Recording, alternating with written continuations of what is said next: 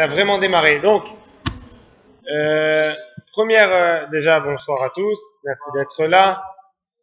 Est-ce qu'il y a des fans du PSG là? Non, heureusement les pauvres. Des fans de l'OM? Si, ouais, il y en a. Chut, on rigole.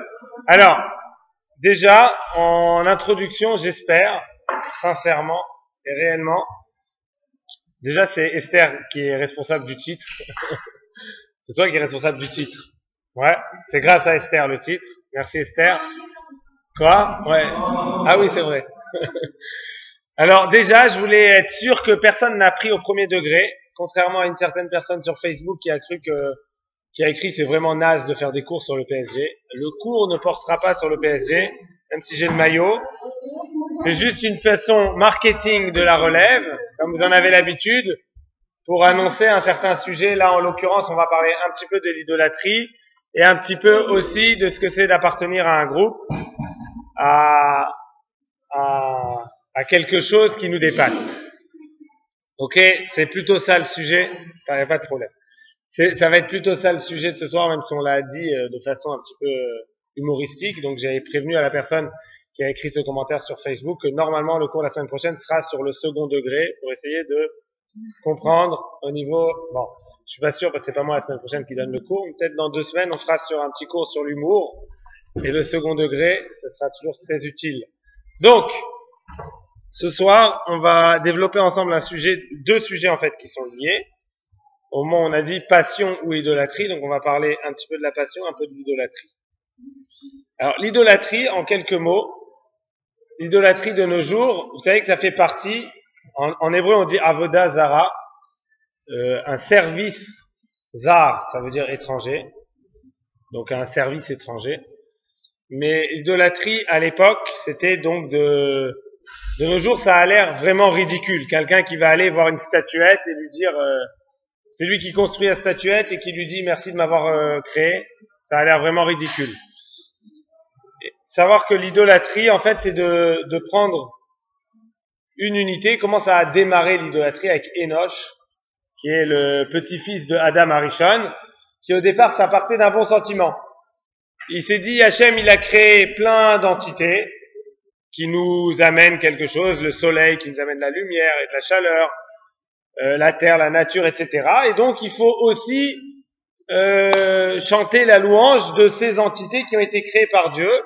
Et à force de tourner vers ces entités, ils en sont arrivés à oublier carrément qui est à l'origine de ces choses-là. Donc, au départ, ça part d'un bon sentiment. Mais il y a une erreur fondamentale là-dedans.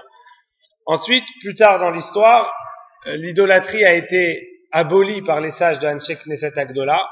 C'est-à-dire que entre les deux Bate Mikdashot, vous savez, on est pendant l'histoire de Purim, à cette période-là, entre le premier Beth Amikdash qui a été créé par le roi Shlomo Améler Salomon et le deuxième qui a été après restauré par Ezra et Nehemia et qui a été après détruit par Titus, dans cette période-là, moins 400, quelque chose comme ça à peu près, dans cette période-là, il y a en Israël, on a perdu, les Bnei Israël, la névoa, la prophétie. On n'a plus eu le mérite, le niveau du peuple était tel qu'on n'a plus eu le mérite d'avoir des prophètes. Et donc, les Anshe Knesset Agdola, ils se sont réunis, ils se sont dit, bon, si on n'a plus de prophètes, ça va être chaud avec la Avoda Zara, vu comment ça se passe, avec l'idolâtrie, donc il vaut mieux qu'on fasse un grand coup pour l'abolir aussi, parce que c'était le pendant de la prophétie. C'est-à-dire que, au niveau d'Hachem, pour que les Bnei Israël, pour que les humains, ils aient toujours le libre arbitre, il faut toujours garder un équilibre entre les choses pour qu'on soit, si on a Akadosh Baruch Hu Hachem devant nous de manière trop évidente, eh ben, ça fait perdre notre libre arbitre. Donc il fallait qu'il y ait un penchant vers l'idolâtrie pour faire le pendant, pour équilibrer entre guillemets la balance, pour pouvoir avoir un choix entre l'un et l'autre. À partir du moment où on n'avait plus la prophétie qui nous montrait Hachem vraiment de manière beaucoup plus claire, alors il a fallu annuler l'idolâtrie pour pas que ça parte trop en live. Ok? Ça c'est un tout petit résumé sur l'idolâtrie. Tout petit. Maintenant, au niveau de la passion, On va revenir un petit peu plus dans ce sujet. On va voir ce qui s'est passé avec Anshe Knesset Agdola à cette période-là. Avec Anshe Knesset Agdola, c'est les hommes de la grande assemblée, donc qui siégeaient à côté du Beth Amikdash du temple. Donc, quand je dis aussi passion, parce que on a écrit dans le titre passion ou idolâtrie, ce à quoi on va s'intéresser, c'est à cette idée-là de participer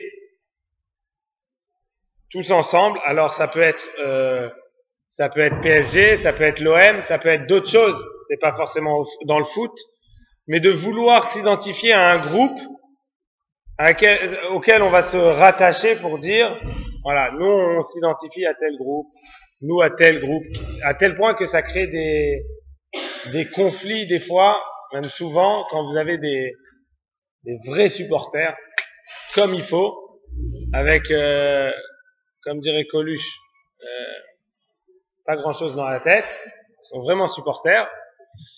Et donc, il y a souvent des bagarres, des machins, parce que, je sais pas, on l'a regardé de travers ou des choses comme ça. C'est ça qui va nous intéresser. Qu'est-ce qui peut se passer dans la tête de quelqu'un, qu'on va insulter une équipe et que du coup, ça va l'énerver lui, alors qu'on insulte l'équipe. Parce qu'il s'identifie à ça. C'est ça qu'on va essayer de développer ensemble. C'est un petit peu, a priori, c'est quelque chose qui est complètement hallucinant, quoi. On insulte quelqu'un d'autre et c'est lui qui s'énerve. Alors, ça c'est au niveau des insultes, mais on va voir que il y a quelque chose de beaucoup plus particulier qui se joue au niveau du groupe, l'entité groupe. Alors, je vais prendre mes notes à partir de là.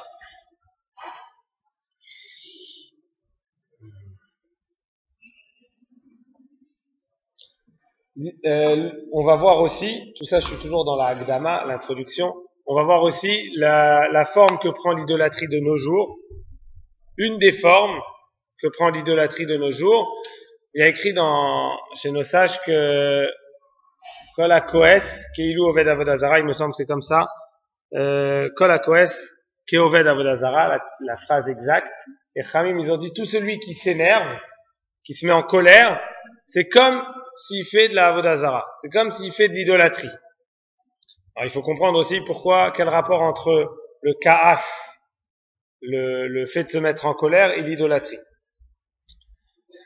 Pour connaître un homme, il y a écrit dans Pirkei Avot, faut voir comment il se comporte dans trois choses. Tout le monde connaît cette Mishnah parce que c'est un super jeu de mots. Le kiso, le koso, le ka'aso. Le kiso, ça veut dire dans sa poche. Kis, c'est la poche. Kiso, sa poche. Le koso, ça, il y en a certains qui m'ont vu il y a quelques jours. Pourquoi tu rigoles? Le koso, pas du tout, il n'y a aucune raison de rigoler.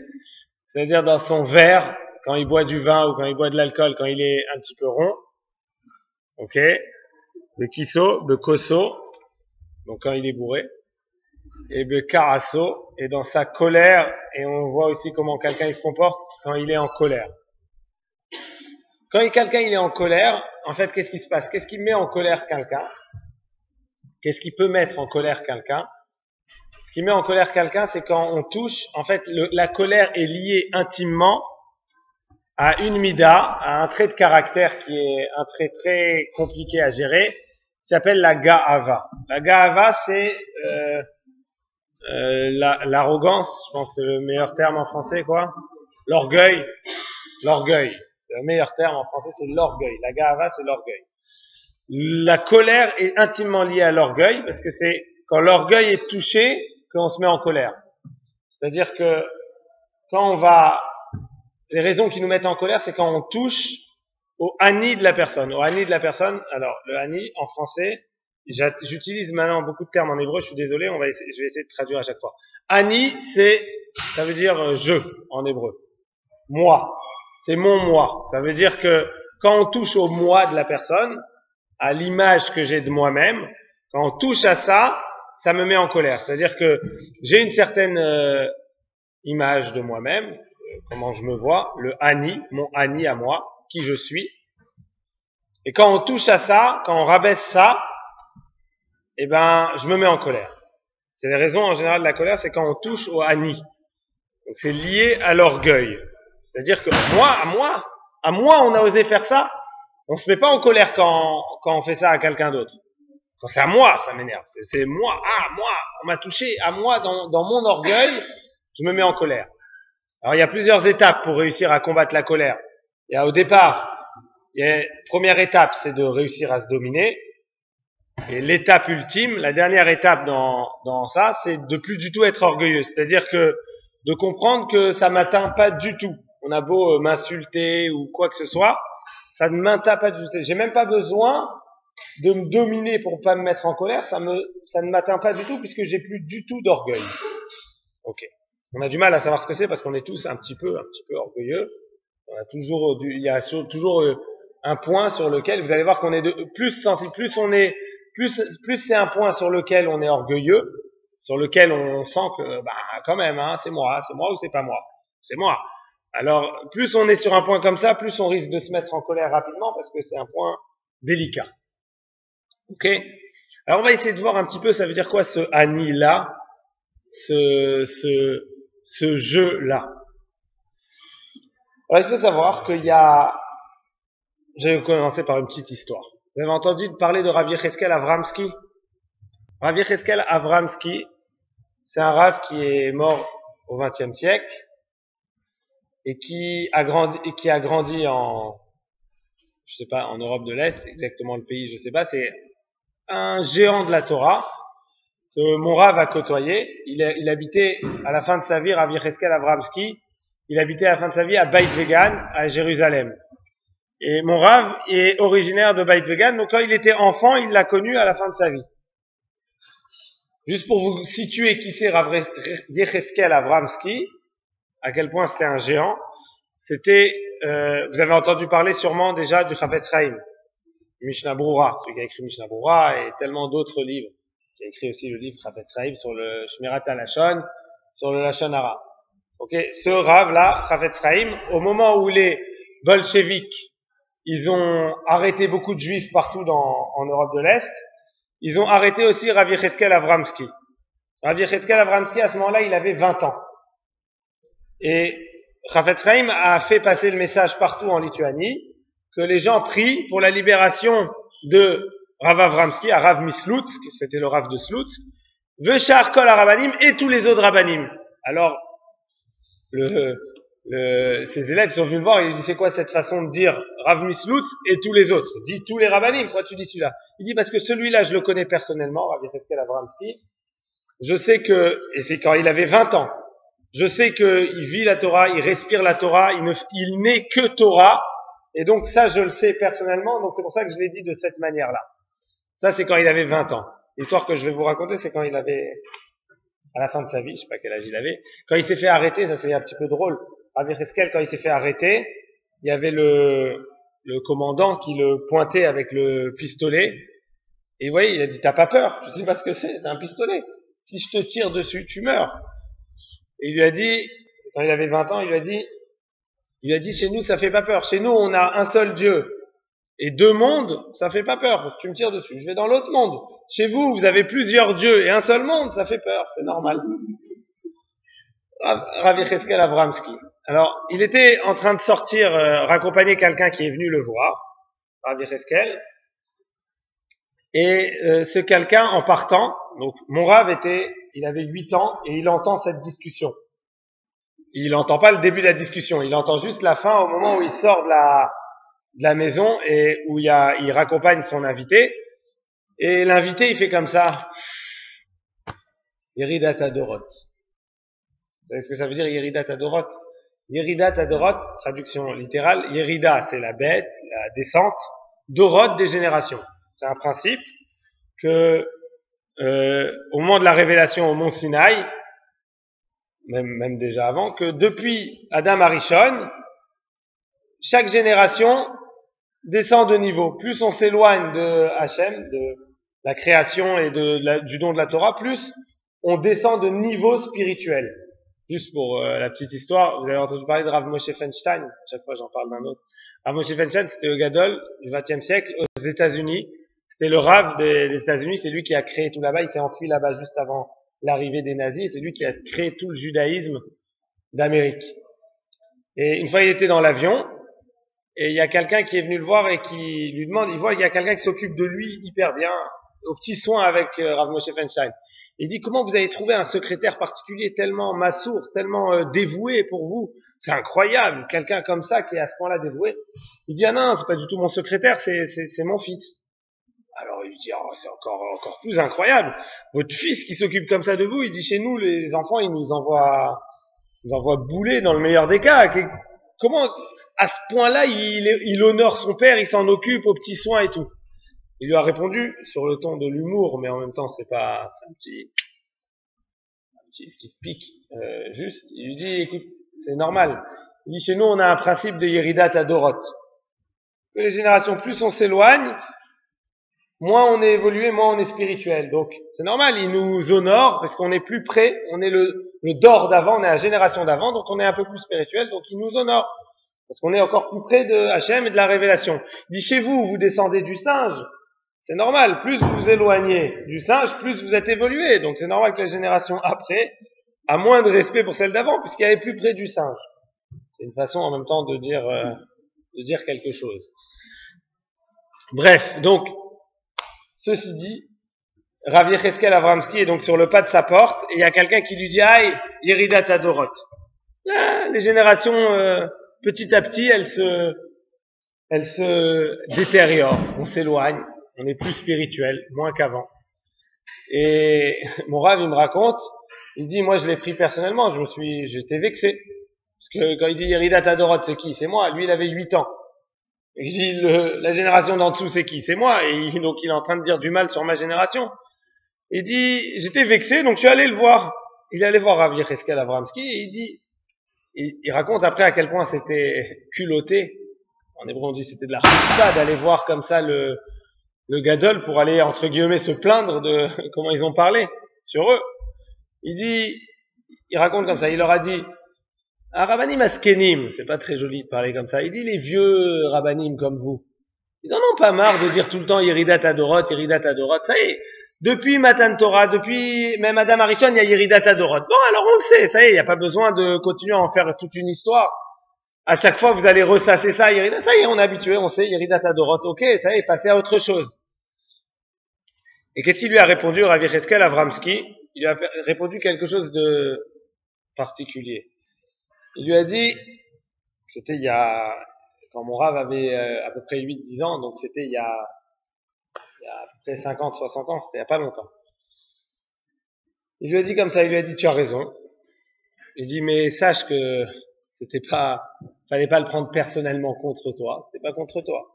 De manière générale, Yeridat Adorot, il dit, mais c'est vrai qu'il y a quelque chose de particulier dans cette génération, dans la Yeridat Adorot de cette génération. Qu'est-ce qu'il y a de particulier? Il dit, imagine que Adam Arishon a été créé avec un niveau spirituel qu'on va représenter comme un bonhomme qui fait 1000 amot. 1000 amot, ça veut dire un demi-kilomètre, 500 mètres. Imagine, comme ça. Ensuite, Adam Arishon, il a fait la faute. Qu'est-ce qu'il a fait? Il a pas mangé une pomme, hein. Vous savez, c'était pas une pomme. C'est dans les livres pour les enfants, on fait une pomme. C'est pas une pomme. Ok? Oubliez ça. L'histoire de la pomme, ça n'existe pas. Il n'y a pas de pomme. Ok? Il y a des marlocotes. Il y en a qui disent que c'est de la figue, d'autres qui disent que c'est du raisin, mais il n'y a pas de pomme. Ok. Donc, il a mangé du Etz Hadat, de l'arbre de la connaissance du bien et du mal.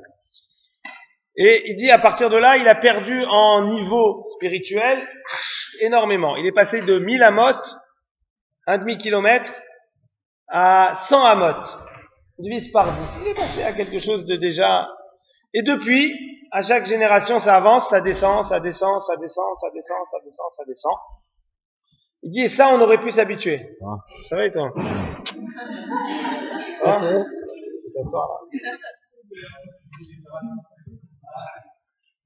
C'est pas la même génération. Donc,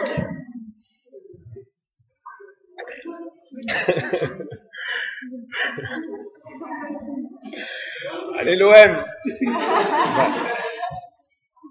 Donc il est passé de 1000 à 100, on va dire. Et Rav Yecheskel, il lui dit, voilà, après c'est descendu. Ok, depuis donc 5775 ans, ça descend. Il dit, mais dans cette génération-là, c'est particulier. Pourquoi? Parce que tout le temps ça descendait, et après on avait besoin même d'un microscope électronique pour voir qu'il y a la forme d'un être humain. Il dit, mais maintenant, il y a même plus de forme, on comprend plus. Il dit, nous les Rabbanim, Agdolim, Askenim, il lui dit comme ça, on comprend plus ce qui se passe dans la génération. Les gens, ils ont plus les mêmes intérêts, ils ont plus aucun intérêt spirituel. Il y a tout qui enlève, il dit, il y a pas de cœur. Je savais pas qu'après on avait créé relève, mais au départ, il dit, enlève, il y a plus de cœur, on comprend pas ce qui se passe. Lui-même, il dit, on comprend plus ce qui se passe, c'est quelque chose de particulier, la Yeridat Adorot de cette génération, parce qu'il manque quelque chose, il manque Betsurat Adam, il lui a dit, il manque dans la forme de l'humain, dans ce que c'est un être humain de l'époque, c'est plus la même chose. On va essayer de voir ça veut dire quoi, c'est plus la même chose. Il y a écrit dans Eshet Raïl, vous avez entendu parler de la chanson Eshet Raïl qu'on chante pour sa femme le vendredi soir? Ok, on chante une chanson où le machal, c'est une parabole, où on parle d'une femme de chesed, une femme de bonté. Le machal, c'est la femme de bonté. Le nimshal, comment on dit nimshal en français? La parabole est l'allégorie, non. Nimshal, donc ça représente quoi? Ça représente la Torah. Et là-bas, dans ce piout, dans cette chanson qu'on fait vendredi soir, on dit Aïta ka'oniyot socher. Aïta, c'était ka'oniyot comme des bateaux. Comme des bateaux. Alors, en quoi la Torah comme des bateaux? C'est quoi le plan comme des bateaux? Quel rapport avec les bateaux? Il y a le Ramchal, vous avez entendu parler du Ramchal? Rabbi Moshe Chaim Luzzatto, vous avez déjà entendu parler de lui? Ouais. Ramchal qui explique sur Ka'oniot comme des bateaux. Oniot, c'est des bateaux. Et il dit, Oniot, c'est quoi? Oniot, c'est 2 fois Ani. C'est le pluriel de Ani. Ani, vous vous rappelez ce qu'on a dit, ce que c'était? C'est le moi, le je. Je suis, moi. Raphaël, moi, je. Oniot, c'est un pluriel de Ani. C'est quoi? Il nous fait un petit jeu de mots là? C'est quoi le plan? C'est un petit jeu de mots. Ani, Oniot, ça se ressemble, c'est comme le pluriel. Alors on va faire quel rapport? On parle de bateau là, c'est pas le pluriel de moi. En plus, moi, on peut pas le mettre au pluriel, puisque c'est un seul, c'est je. Et c'est quoi l'idée? Comment il peut nous faire un jeu de mots comme ça sur les bateaux? Et quel rapport entre la Torah et les bateaux? Alors il faut savoir que Maïm, l'eau, Maïm, ça représente, dans la Torah, au niveau matériel, ça représente la chevra. La chevra, ça veut dire quoi? La chevra, c'est le klal, la société. La chevra, c'est un groupe. Une chevra, c'est un groupe. Plein de groupes. L'eau, ça représente le groupe. Pourquoi? Il y a plusieurs preuves à ça. Déjà, la particularité de l'eau, c'est que vous pouvez pas le séparer. Ça veut dire, vous pouvez toujours prendre une goutte et la séparer, à faire une goutte plus petite. Et vous prenez une goutte d'eau, vous la jetez dans l'eau. Allez la retrouver après cette goutte d'eau. On peut pas. Elle se noie dans la masse de l'eau. C'est une entité qui peut pas se séparer. C'est un groupe. L'eau. L'autre point, c'est que vous avez Maïm, vous pouvez pas le dire, et c'est assez particulier dans le Lashon HaKodesh, en Torah, Maïm, ça se dit pas au singulier, n'est-ce pas? Vous avez déjà essayé de mettre Maïm au singulier? Maïm, comment ça fait? Maïm. Yadaïm, c'est des mains. Comment on dit? Yad, une main. Et Naïm, des yeux. Aïn, un œil. Raglaïm, les pieds. Regel. Maïm, il y a quoi? Comment on dit au singulier? Il n'y a pas de singulier de Maïm. Il n'y a pas de singulier de Maïm parce que Maïm n'accepte pas le singulier. Ce n'est qu'un groupe. Ça ne peut être qu'un groupe. Ça peut être que plusieurs. Ça n'existe pas au singulier Maïm lo. Un autre point. Vous savez comment on dit se noyer en hébreu? Quelqu'un sait en hébreu comment on dit se noyer? Lidboa. Lidboa, ça vient de Teva. Lidboa, c'est se noyer. Ça vient de Teva. Teva, c'est quoi? C'est la nature. Nature, ça veut dire revenir à la nature. Qu'est-ce que c'est la nature? La nature, c'est ce qui englobe tout. C'est-à-dire que quand vous dites de quelqu'un, par exemple, c'est sa nature, après il se met en colère, lui. Ah, lui, c'est sa nature. Qu'est-ce qu'on veut dire par là? C'est sa nature. Et que c'est normal. C'est la normalité. C'est comme tout le monde. C'est comme tous ceux qui ont cette nature-là. C'est un groupe. c'est pour faire des catégories de groupes. C'est la nature, c'est comme ça. C'est pour ça qu'on dit l'idboa, on revient à cette nature. Quand on se noie dans l'eau. Ça,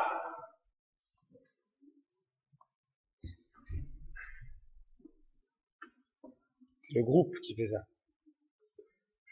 C'est pas l'unité, c'est le groupe. Donc, Maïm, c'est quelque chose qui va pas au singulier, ça représente la chèvre. Ok? Allons un tout petit peu plus loin. Comment vous allez répondre à la question si je vous pose la question, qui tu es? Vous voulez qu'on fasse l'essai? Qui tu es? David, qui tu es? David, c'est tout? Comment tu te définis? Comment te définis-tu, David? Tu es quoi? Alexandre, qui tu es? Un homme? Tu es Wikipédia? Alors, quelqu'un peut me répondre à la question qui je suis? Yehudi, ok, un juif. Quelqu'un a une autre définition de qui il est? Un homme, un juif.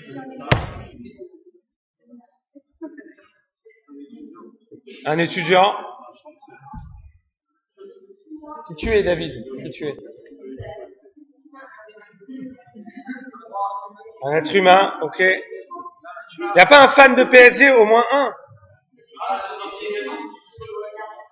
Quoi? Du référentiel, tu veux dire alors? Je te demande toi, utilise le référentiel que tu es, Raquel. Qui tu es? Celui que tu veux. Référentiel, celui que tu veux. Le référentiel qui te plaît, tu l'utilises. D'accord. Ok. Mademoiselle Félous. Donc. Ok, quelqu'un a une autre définition de qui il est? Tunisienne. Waouh, waouh, waouh.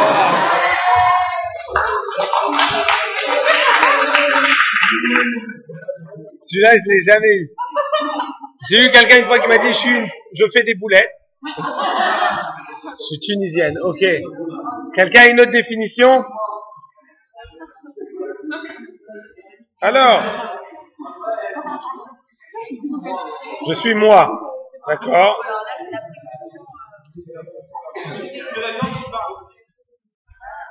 Alors, regardez. Tout ce qui se rapporte à la chèvra, ça veut dire au groupe. Tout ce qui se rapporte au groupe, je rentre un petit peu dans des concepts un petit peu profonds, un petit peu, même si on les aborde très rapidement, essayez de suivre. Tout ce qui se rapporte à la chèvra, au groupe, c'est forcément moins profond que quand ça se rapporte à l'individu. Pourquoi? Parce que le groupe, pour pouvoir faire un groupe, il faut qu'il y ait un sadé meshutaf.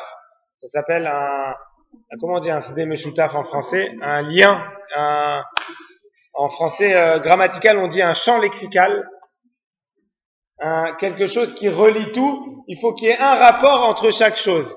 On peut pas faire un groupe s'il n'y a pas de rapport. Donc, le seule chose qui va pouvoir définir mon groupe, c'est le rapport à toutes ces entités personnelles.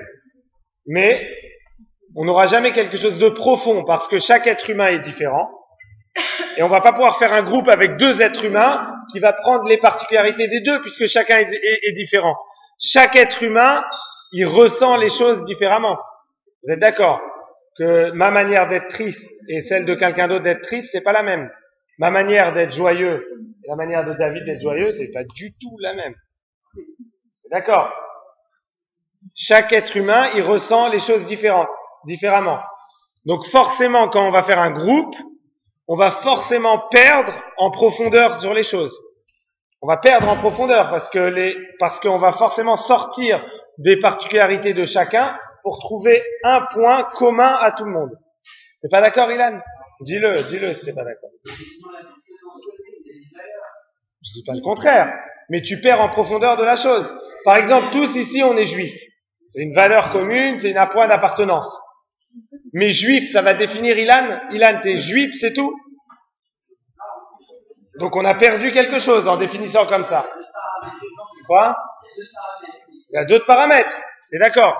Donc forcément, quand on va faire un groupe, on va forcément perdre en particularité sur la personne. Ok. Donc, qu'est-ce qu'on peut faire? C'est comme ça que, à chaque fois, on répond quand on dit qui tu es. Je suis, je m'appelle mon nom de famille. Je suis le fils de mes parents. Ça arrive tout le temps.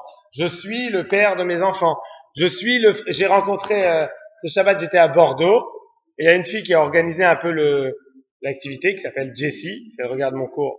Salut Jessie. Et donc, j'étais souvent avec elle. On a parlé tout Shabbat. Et au bout d'un moment, il y a quelqu'un qui arrive et il me dit, je suis le frère de Jessie. Et je dis, ok, enchanté, mais qui t'es toi? Tu peux te présenter en tant que tel. Il dit, non, mais comme tu connais Jessie, alors je me réfère à elle pour te dire qui je suis. C'est vrai, c'est normal, mais c'était juste un petit, histoire de dire, mais on existe. Vous avez tous un petit frère ou une petite sœur, où c'est un peu insupportable. Quand vous allez dans sa bande de copains, on dit c'est le frère de, c'est la sœur de, je suis pas le frère d'eux ou la sœur d'eux. En tout cas, moi, je suis pas la sœur d'eux, c'est sûr. Mais même le frère d'eux, je suis moi. J'ai envie d'être moi. Donc, comment je peux me définir? Je me définis en fait par tout ce qui fait mes particularités. Je fais référence à tout ce qui me rend unique, c'est-à-dire que je suis quelqu'un qui se met difficilement en colère, mais d'un autre côté, je suis quelqu'un d'extrêmement sensible, qui est extrêmement radin, et qui est, etc., peu importe, vous pouvez faire toutes les choses, et qui aime beaucoup le foot, et qui aime pas beaucoup la bière, mais qui aime beaucoup le chocolat, et ce que vous voulez. Toutes ces particularités font de moi un être unique, qui fait que chaque être humain est unique et chacun a ses particularités. Pour se définir, il faudrait parler de tout ce qui est unique chez soi. Donc c'est pas faisable, évidemment, puisque chacun a une tonne et une infinité de particularités, puisqu'il n'y a pas deux êtres humains qui sont pareils. Maintenant, qu'est-ce qui fait qu'on a envie d'appartenir, et là, je vais vous demander de suite, parce que c'est là le point important. Qu'est-ce qui fait qu'on a envie d'appartenir à fan de PSG, ou fan de l'OM, ou fan de je ne sais quoi, ou juif, ou chacun comme il va définir ce qu'il est. Vous prenez un gars qui se balade comme ça un soir de match, quelqu'un qui se balade comme ça un soir de match, et tu lui dis t'es pour qui ce soir, il va se marrer. Parce qu'il a bien montré son appartenance par son maillot. S'il est pour Chelsea et se balade comme ça a l'air dubitatif. Donc, plus l'être humain a du mal, écoutez bien ça, plus l'être humain a du mal à sentir ses particularités, le fait qu'il est unique, le fait que jamais sur Terre il y a quelqu'un qui a été créé comme lui, et que jamais plus sur Terre il y a quelqu'un qui va être créé comme lui, moins un être humain il arrive à ressentir ça, le Ani, plus il va avoir besoin de ressentir un groupe qui va lui faire ressentir cette particularité. Pour se définir en étant pas comme, moi je suis pas fan de l'OM parce que je suis fan de PSG. Pardon? Faut pas PSG? Je crois que j'ai pris un sujet trop chaud. J'aurais dû prendre d'autres exemples. Quelle bêtise j'ai fait. Ouais. J'ai fait une grosse bêtise de chose. Ok. S'il vous plaît. Ok. Donc, c'est vraiment un sujet tabou, le foot, je crois. Tout le monde prend parti là. Donc,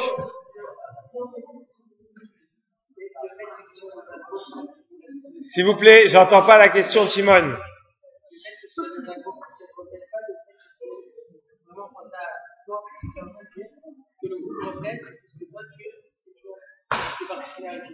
Au contraire, c'est parce que tu n'arrives pas à ressentir tes particularités que tu as besoin d'un groupe. Plus quelqu'un il ressent son Ani, moins il a besoin d'un groupe pour le ressentir. Non, il va sentir que tu ressentes le Ani du groupe. C'est ça. Mais qui t'es dans ce groupe, t'es un. S'il y en a un autre à ta place, ça change rien. Tu ressens pas une particularité à être dans ce groupe. T'es particulier par rapport aux autres groupes. Mais dans le groupe, t'as aucune particularité puisque t'es ce groupe. Quelle différence entre un fan de PSG et un autre fan de PSG? C'est un fan de PSG. S'il se définit que en tant que fan de PSG, s'il se définit en tant que juif, quelle différence entre un juif et un autre juif? Je n'entends pas la question. Oui, ça d'accord, mais au niveau de la particularité, tu ressens pas son Ani, on ressent pas le Ani. Regardez. Laissez-moi juste terminer rapidement. Et après, je vous laisse débattre qui va gagner demain. Il paraît qu'il y a match demain. Alors, s'il vous plaît, un sujet compliqué, hein. Ok. Donc, plus l'être humain, il ressent son Ani personnel, il sent qu'il est unique, moins il a besoin de la chevra pour lui faire ressentir qu'il est unique. C'est-à-dire que, je vais parler d'un truc un petit peu rasratique. Au moment où on a une grande joie, ça vous est déjà arrivé de déprimer quand on est dans un moment euphorique? Je vous explique pourquoi on déprime dans un moment euphorique. Et ça le fait à tout le monde. Parce que dans un moment euphorique, quand on est dans une grande joie, on ressent un petit peu, mais on se rend compte que quoi? Que finalement tout ça, ça a une fin. Pourquoi? Parce qu'il y a une fin du CDD. Au bout de 120 ans, halas, c'est fini. Et donc on sent une petite rasra. On se dit que oui, d'accord, on kiffe maintenant, c'est génial, mais ça va se terminer. Il n'y a qu'au moment où on arrive à lier un événement à l'éternité qu'on peut vraiment kiffer. Lorsqu'on arrive à lier l'événement à l'éternité, c'est-à-dire au fait d'inscrire ça dans la Torah, dans les mitzvot, dans le fait que Dieu existe, etc., dans le fait que cette vie-là est que temporaire, que celle d'après est éternelle, etc. Quand on arrive à lier ça à l'éternité, on arrive à vraiment ressentir le Ani. Et là, ce Ani-là, c'est là qu'on kiffe vraiment, quand on arrive à ressentir le Ani, la particularité qu'on a, qui fait qu'on est unique, qu'on aime ça, qu'on n'aime pas ça, qu'on ressent ça, qu'on ressent pas ça, qu'on ressent plus ça, etc., qu'on se met en colère. Tout ce qui fait mes particularités. Et donc, je reviens sur Oniyot. Qu'est-ce qu'il voulait nous dire le Ramchal en nous disant que le Ani, le bateau, c'est plusieurs Ani. Quel rapport entre le bateau et plusieurs Ani? On a dit c'est un jeu de mots ou quoi? L'eau, étant donné qu'elle représente la chevra, ça représente le groupe, qu'est-ce qui nous permet dans la matière de pas nous noyer dans un groupe? Qu'est-ce qui nous permet de pas nous noyer dans un groupe? Qu'est-ce qui fait que quand je suis dans un groupe, je suis pas encore une goutte d'eau? Le groupe, c'est l'eau. Qu'est-ce qui fait parce que une goutte d'eau et une autre goutte d'eau, quand moi je suis dans la goutte d'eau, si je suis dans le groupe eau et que je suis une goutte, je ressens pas ma particularité parce que tu prends une autre goutte, tu la mets à la place, c'est exactement la même chose, ça sera exactement le même eau. Si je suis un grain de couscous dans le couscous des Tunisiens, eh ben tu enlèves ce grain de couscous, t'en mets un autre, qui voit la différence? Rien, parce que je suis que un grain de couscous. Ça veut dire quoi? Je suis que un grain de couscous, dans le plat de couscous. Je suis qu'une goutte d'eau dans un flac, dans un bol d'eau. Mais qu'est-ce qui fait que je suis moi? Je suis moi unique, personnel. Qu'est-ce qui fait sur l'eau? Qu'est-ce que l'homme il a créé? Qu'est-ce que Dieu a prévu qu'on ait sur l'eau pour ne pas se noyer? C'est le bateau. Ça veut dire quoi, c'est le bateau? Ça veut dire que le bateau, il utilise l'eau pour avancer et pour pas se noyer. De la même manière, au niveau spirituel, au niveau émotionnel, au niveau nafshi, au niveau de la vraie vie, l'homme, il a besoin d'utiliser son ani, son je, moi, pour ne pas se noyer dans la chevra. Parce que s'il n'a pas un moi fort, il devient un grain de couscous parmi le couscous des Tunisiennes. Ou il devient une goutte d'eau dans la mer. et il ressent plus sa particularité. Qu'est-ce qu'il a besoin? Il a besoin de développer un un jeu très très très fort. Et de nos jours, et c'est ça que Rabbi Yecheskel et Avramsky dit, quand il dit la Yeridat Adorot de nos jours, on la comprend plus, on ressent plus, on voit plus, il y a plus de lèvres, il y a pas, les gens ils ont même pas de Tsurat Adam, ils ont même pas de forme d'être humain. Pourquoi? Parce que ils ressentent plus, ils arrivent plus à ressentir leur particularité, et le fait que Akadosh Baruch Hu, Hachem, il les a créés uniques, et qu'il y a écrit, vous savez, dans Sanhedrin, dans le Talmud, il y a écrit Chayav Adam Le'agid, un homme, il doit dire tout le temps Bishvili Nivra Olam. Le monde a été créé que pour moi. Tout ce qu'il y a autour, le monde, alors c'est pas du tout prétentieux, on va expliquer pourquoi c'est pas prétentieux, il faut faire très attention parce que ça peut tourner vers de la prétention. Et c'est ça c'est là que se joue le truc dangereux et qu'on risque de tomber dans l'idolâtrie parce que la prétention va amener la colère. Mais Bishvili Nivra Olam, ça veut dire que tout le Akadosh Baruch Hu, il a tout créé, tout. Le fait qu'il y ait un monsieur en Afrique qui torrifie le café pour après l'envoyer dans quelqu'un qui a fait une chèvra de machin pour transport, qui arrive là-bas, qui est conditionné à 1 million de personnes juste pour que moi le matin je puisse prendre mon café et pouvoir aller faire ma tfila après plus tranquillement. C'est ça que chaque être humain il doit se dire. Chacun il doit se dire que tout ce qui existe, Hachem il l'a créé que pour moi. Alors on va voir pourquoi c'est pas de l'arrogance. Une seconde. D'un autre côté, c'est très dangereux de dire ça, parce qu'on risque une expression pas vulgaire pour dire, voilà. Ce Ani-là, regardez, je vous raconte une petite histoire. Mon Rav, il côtoyait, à part Rav Yecheskel Avramsky à Beit Vegan, il côtoyait un autre gadol, un autre grand de la Torah qui s'appelait Rabbeinu Lopian. Peut-être vous avez déjà entendu le nom. Et Rabbeinu Lopian, un nom très connu. Il le côtoyait, et c'est lui qui l'amenait, il l'accompagnait à la choule tous les matins, et il le ramenait tous les soirs pour pas qu'il marche seul. C'est son père qui avait réussi à faire en sorte que ce soit lui qui fasse ça. Et lui, il en profitait pour poser des questions. Il lui posait des questions, il lui répondait, etc. Il dit, après coup, il se rend compte qu'il aurait dû écrire chaque réponse qu'il a donnée. Il n'a pas pensé. Il se rappelle quelques trucs. Il se rappelle qu'une fois, il a demandé, il était déjà bar mitzvah, il est venu voir Rabbeinu Lopian, et il lui a dit comme ça. Il a dit, je comprends pas quelque chose. Et ça, je pense que ça va faire écho chez chacun de nous. En tout cas, chez moi, ça fait écho. Il a dit, j'ai reçu des livres à ma bar mitzvah, de Moussar. Moussar, ça veut dire de la morale. Des livres que tu lis, et qu'est-ce que t'arrives? T'as une grosse coup de pression de déprime. Il faut faire comme ça. Quelqu'un qui ressent un tout petit peu de machin, d'arrogant, de machin, de curiosité, et qui a envie même, et ben à ce moment-là c'est un moins que rien, qui vaut rien du tout. Je sais pas si vous êtes déjà tombé sur des livres comme ça, qui te dépriment, et que t'as plus envie de lire après. Une fois, moi, ça m'est arrivé. J'ai dit ça une fois à mon Rav. Il y a quelqu'un qui était venu dans ma yeshiva pour parler. Moi, j'étais tout frais, j'arrivais à la yeshiva, c'était ma première année, tout frais, tout content, tout naïf, tout gentil. Je suis encore. Et ils avaient fait venir un Rav qui nous a dit le soir, juste avant Kippour, il nous avait crié dessus. Ah, t'avais fesses, vous êtes nuls, vous êtes des moins que rien, vous valez rien, vous êtes rien du tout, vous êtes moins que la poussière. Et moi, ça m'avait grave déprimé, j'avais pris ça hyper à cœur.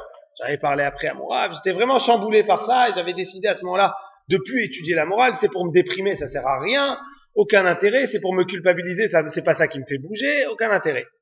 Bref. Mon Rav, et après j'ai été très soulagé quand j'ai entendu que mon Rav avait posé cette question quand il avait 13 ans à Rabbeinu Lopian. Il lui a dit, à quoi ça sert des livres comme ça qui te dépriment, qui te cassent?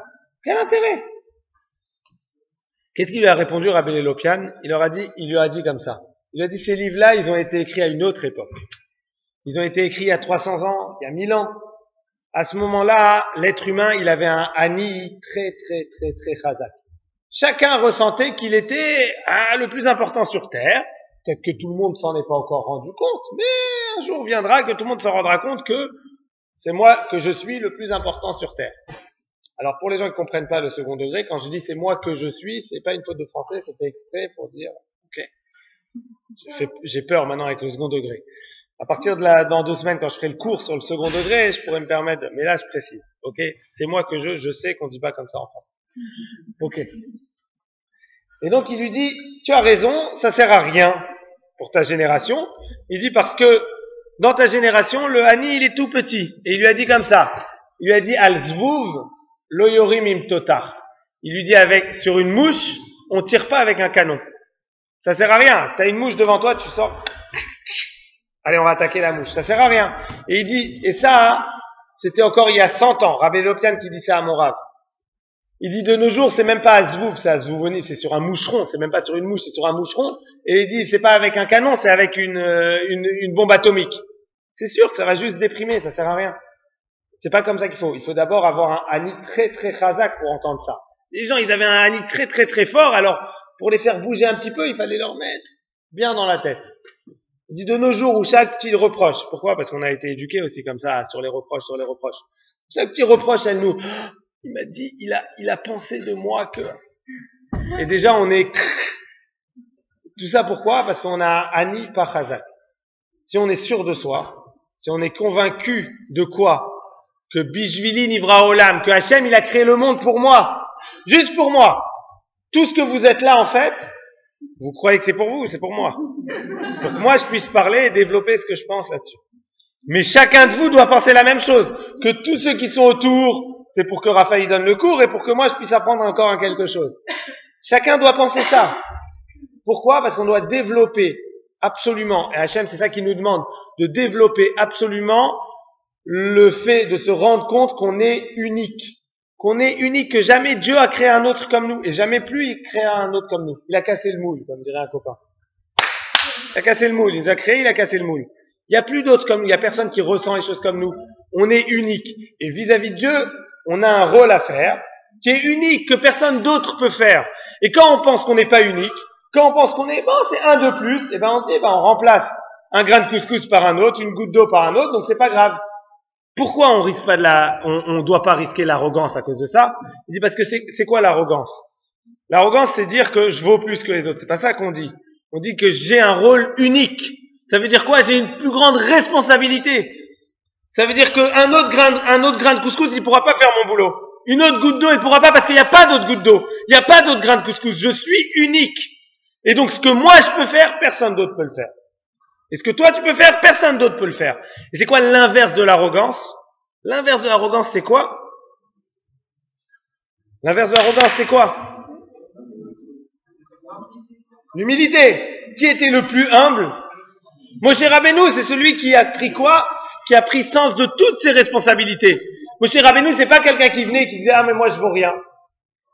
Au contraire, c'est quelqu'un qui savait qu'il valait énormément. Et ça veut dire quoi, valoir énormément? Ça veut pas dire que être humble, ça veut pas dire je vaux rien. Être humble, ça veut dire prendre acte que je suis unique et que j'ai une énorme responsabilité. Pourquoi? Parce qu'il y a personne autre grain de couscous qui peut faire ce que je fais. Et que donc je dois le faire. Parce qu'il y a personne d'autre qui va le faire à ma place. Et ça, c'est l'humilité. C'est de prendre acte qu'on a une responsabilité gigantesque. Si on me dit que demain on m'a créé, il y a le président de la République française, Monsieur Hollande, qui vient me voir et qui me dit qu'il a créé pour moi une salle spéciale de direction des opérations atomiques, que si je me plante sur un bouton, un machin, ça risque de péter au niveau atomique partout. Et je suis pas sûr que je vais être là en train de faire non, je suis un grand malade, je suis hyper responsable, faut que je m'assoie, que j'apprenne exactement ce que j'ai à faire parce qu'il y a personne d'autre qui peut le faire pour moi. Parce qu'il y a que moi qui sais, puisqu'il a créé ça exprès pour moi, tac, tac, tac, tac, tac. Et je vais pas être arrogant à cause de ça, au contraire, je vais prendre acte de l'humilité que c'est de prendre cette responsabilité à bras le corps. Énormément de responsabilité. Et donc, le bateau, c'est à ça qu'il sert. Développer le Hani. Ça veut dire quoi? C'est à ça qu'il sert. Le bateau, on dit pas le bateau pour pas qu'il se noie, il va dans le désert. Il va pas dans le désert. Au contraire, il est dans l'eau, mais il utilise l'eau. De la même manière, nous, on est dans la chevra. On est dans le groupe, mais on se noie pas dans la chevra.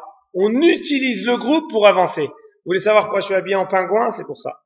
En noir et blanc. C'est exactement pour ça. Je dis pas, moi, je suis unique, je suis particulier, donc j'ai pas besoin du groupe. Non, on a besoin du groupe. Mais qu'est-ce qu'on fait avec le groupe? On l'utilise. J'utilise le groupe pour avancer. Pourquoi je m'habille comme ça? Parce que ça m'identifie en tant un certain groupe.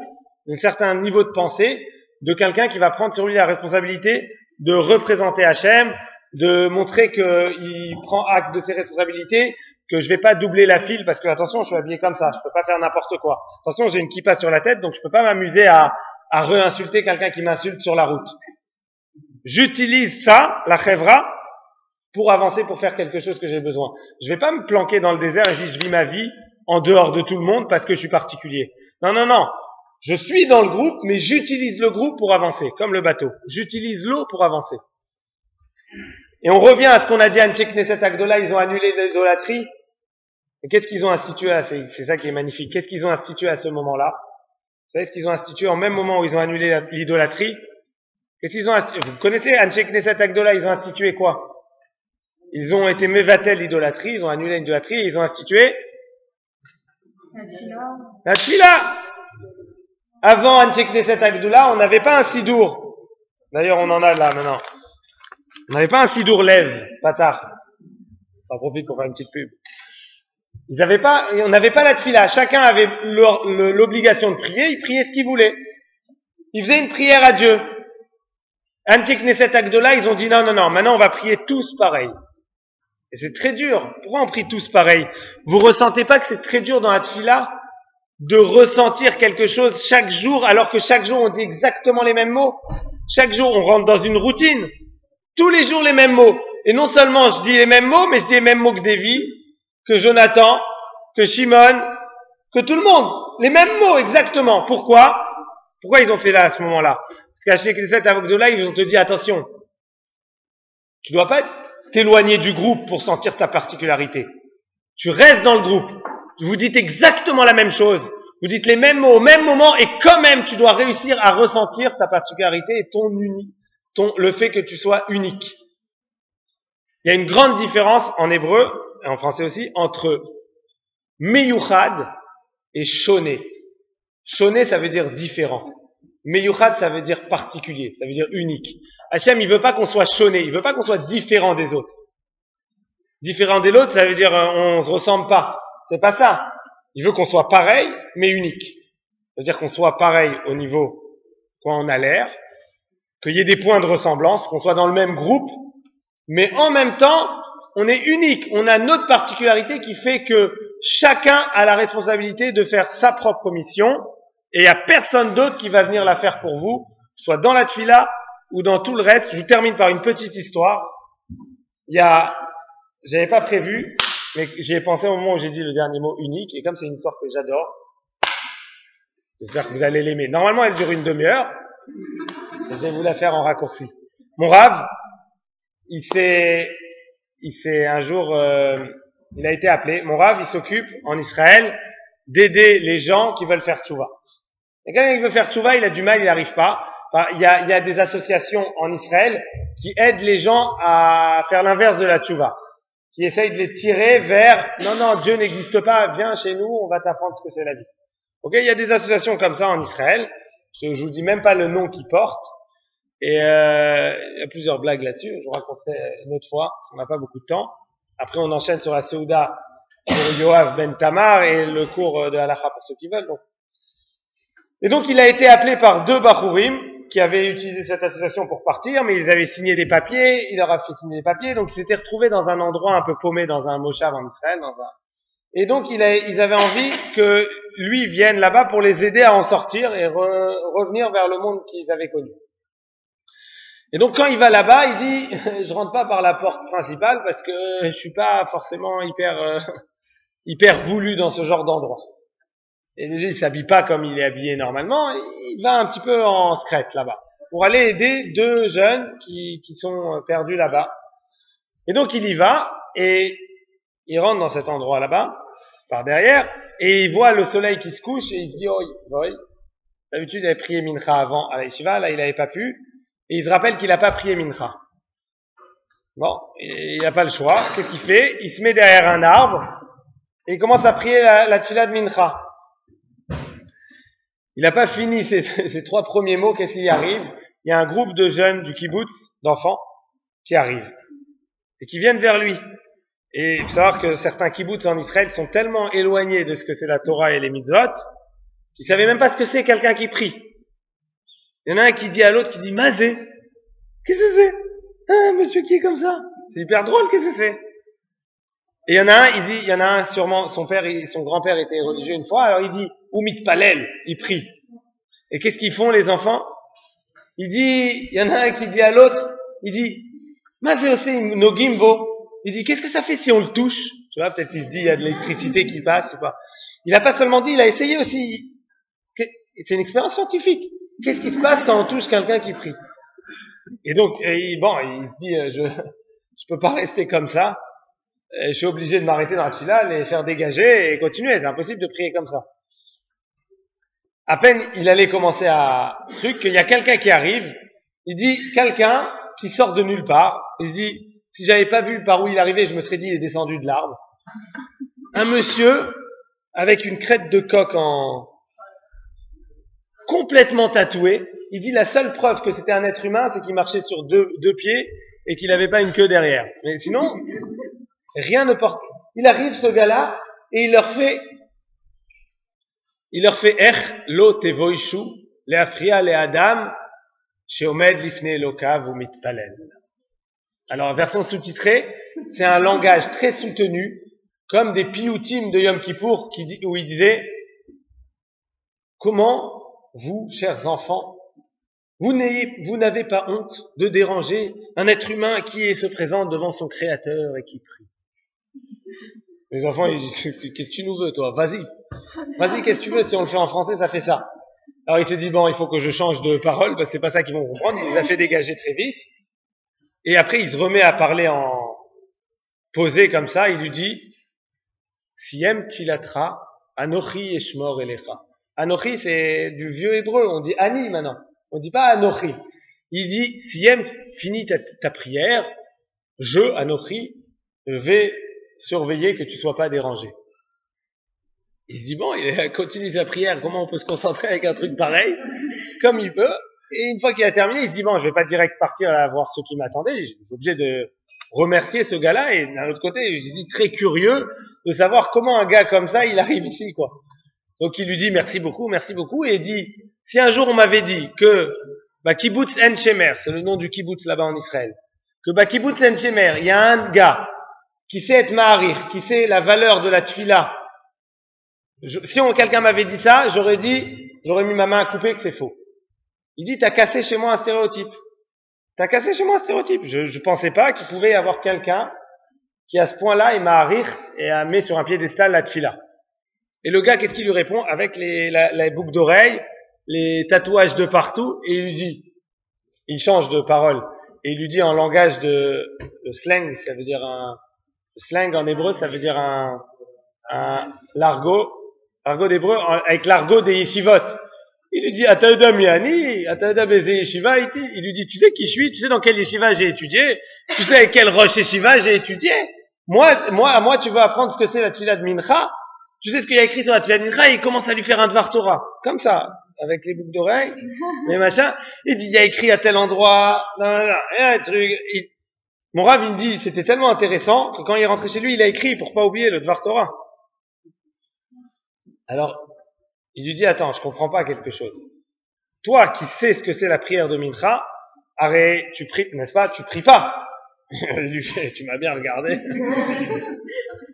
Il lui dit, alors comment c'est possible que si tu sais ce que c'est la tefila de Mincha, voilà, tu m'as fait à quel point c'est important, etc. Comment? Il dit, c'est justement parce que je sais à quel point c'est important que je prie pas. Il a dit, cet argument, il a déjà entendu 18 fois, mais pour le Kesher, pour le lien avec lui, il lui a dit, vas-y, explique. Il dit, c'est tellement quelque chose de grand qu'il faut être, machin, concentré chaque seconde, machin. Il dit, t'as déjà vu la prière dans un shtibler? Je sais pas si vous savez ce que c'est un shtibler en Israël. Un shtibler en Israël, c'est une usine à prière. Il y a 8 salles, et chaque 3 minutes, il y a une prière qui commence là-bas. Tac, tac, tac, ça commence, ça hurle dans tous les coins, il y a personne qui est concentré. On raconte là-bas qu'il y a 2 sortes de gens qui prient. Je l'ai déjà fait, il y a 2 sortes de gens qui prient là-bas. Il y a ceux qui prient comme ça, et ceux qui prient comme ça. Il dit parce que ça dépend sur quel panneau d'information ils sont. Parce qu'il y a des panneaux d'information, les informations elles sont comme ça, alors ils prient comme ça. Il y a un autre endroit où les informations elles sont écrites là, alors ils prient comme ça. Et qui c'est qui est concentré là-bas? Il dit, c'est mieux qu'ils prient pas, ces gens-là. Il dit, c'est justement parce que je connais l'importance de la prière que je prie pas. Alors il lui a dit, écoute, tu sais quoi, j'ai pas le temps maintenant, mais donne-moi ton téléphone. Tout de suite, il a eu peur, il dit, pourquoi, le téléphone? Il dit, t'as raison, je comprends ta peur. Je te donne mon téléphone. Si un jour t'as envie de m'appeler, tu m'appelles. Mais regarde, écoute d'abord ça. La tfila de Mincha, tout ce que t'as dit, c'est juste. T'as juste une petite erreur, c'est une erreur de proportion. Tout ce que t'as dit, c'est vrai. Mais t'as une erreur de proportion. Tout ce qu'on dit qu'il faut être concentré à ce point-là, c'est une fois qu'on prie, il faut que ça arrive à ce niveau-là. Mais de imaginer que de pas prier, c'est mieux que ça, c'est une erreur de proportion. C'est très dur à casser parce que tout est vrai dans ce que tu dis. Et le gars, d'un coup, il l'a rallumé, il a dit, ah oui, t'as raison. Allez. Alors il lui a dit, tu sais quoi? Il dit, ta prière à toi, c'est là le lien avec ce que je vous dis. Il dit, ta prière à toi. Non, il dit pas comme ça. Il dit, tu sais quoi? T'as l'occasion, toi, de quoi? T'as l'occasion de faire une prière, pas qui est plus importante que ton Rosh Yeshiva. Rosh Yeshiva, c'est celui avec qui il a étudié. Pas qui est plus importante que celle du Baal Shem Tov. Il dit, qui est plus importante que Avraham Avinu. Il lui dit, de quoi tu parles? Qu'est-ce que tu racontes? Il dit, de quoi tu parles? Genre, ne rabaisse pas la prière comme ça, celui qui est touché. De quoi tu parles? Il dit, Tfilat Mincha bisde En Shemer. Il dit la Tfila de Mincha, dans le kibbutz En Shemer, par quelqu'un qui a des boucles d'oreilles. Et un truc, il dit, qu'est-ce que tu crois? Tu vas prier maintenant, les anges dans le ciel, ils vont se bouger pour les, on va se brûler les ailes si on est sur le passage de la prière. T'es fou, quoi? Tu crois qu'Avraham Avinu, il pouvait faire une prière comme ça, dans le DN Shemer avec des boucles d'oreilles et, t'es ouf? Il dit ça, il y a personne d'autre que toi qui peut l'offrir à Hachem. Et là, il l'a allumé, il a dit, t'as raison. Il dit, mais attention, c'est bientôt l'Ashkar, il faut que je me dépêche. Ah, mais j'ai pas mis les tefilines ce matin. Il a commencé à rentrer dans un stress de, ah, mais j'ai pas fait une Tziat Yadayim non plus ce matin. Et il a écrit, tout celui qui fait la tefila sans les Tziat Yadayim, c'est comme un Oved Avodah Zara. Il est commencé dans, il dit, prie, détends-toi. Après, il lui a laissé le numéro de téléphone. Et plusieurs mois après, il l'a rappelé, mais là, on a dépassé le temps. Je vous raconterai à la fin de l'histoire une autre fois, savoir qu'est-ce qu'il est devenu ce gars-là. C'est très intéressant. Bonne soirée à tous et merci de votre écoute.